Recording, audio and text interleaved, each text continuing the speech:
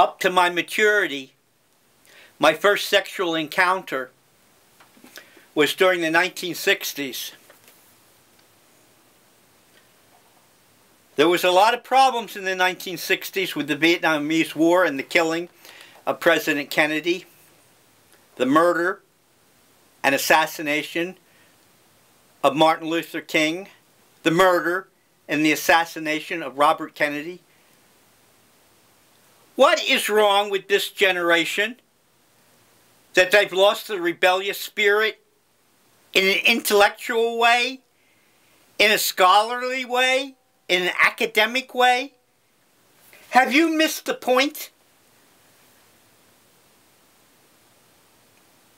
of what the 60s were all about?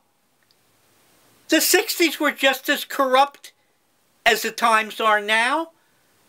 But generally speaking, with few exceptions, you don't lift your fist. You don't take a gun. You don't take a knife. You use your intellect. You use your academic training. You use your intelligence to rebel. Not take a car and drive it crazy. Not take an automobile and try to crash into some innocent person that you don't even know. The whole 60s was about rebellion against a corrupt society and against a corrupt government. But with a few exceptions, it was an intellectual rebellion. It was an academic rebellion.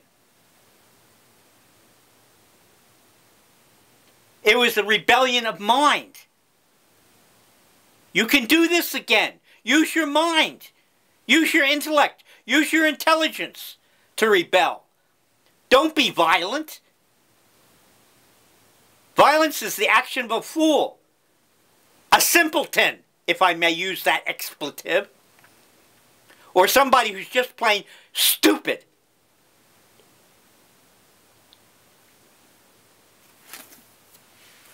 There are other movies during the 60s. You notice this is still in cellophane. Movies of the 60s.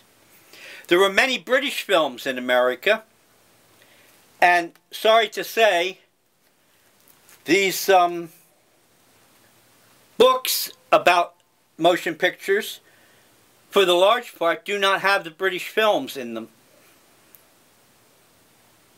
One of my favorite British films is The Virgin Soldiers.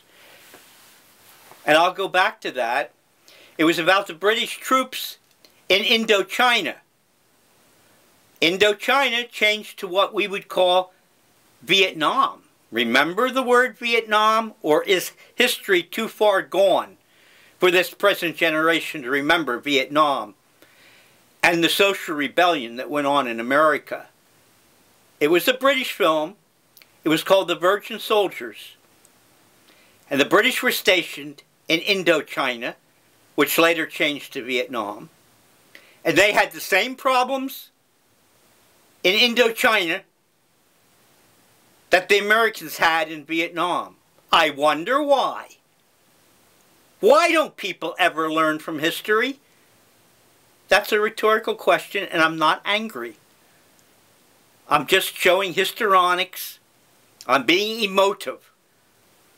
There was another film that was British, and though there are some people who are so anti the cultural rebellion of the 60s that they've corrupted the name of this film and made it a slander.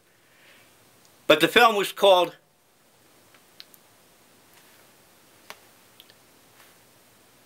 Four-Letter Words. I believe that was the name of the film. W-O-R-K. Work. W-O-R-K. Four-letter word. Of course it was being ironic. Of course it was being provocative, just like the beginning of this video was being provocative. But what's wrong with being provocative if you don't hurt anybody? I didn't lift my fist. I didn't take a gun. I didn't take a knife. So what's wrong with being provocative? Or is it the idea? Is it the idea that you don't like? I seem to remember something about the Bill of Rights.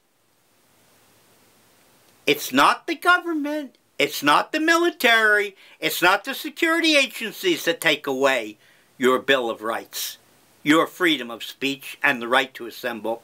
It's you who do not have the courage to use the Bill of Rights, freedom of speech, freedom to assemble, the right to trial by jury. Yeah, the film was a four-letter word called work.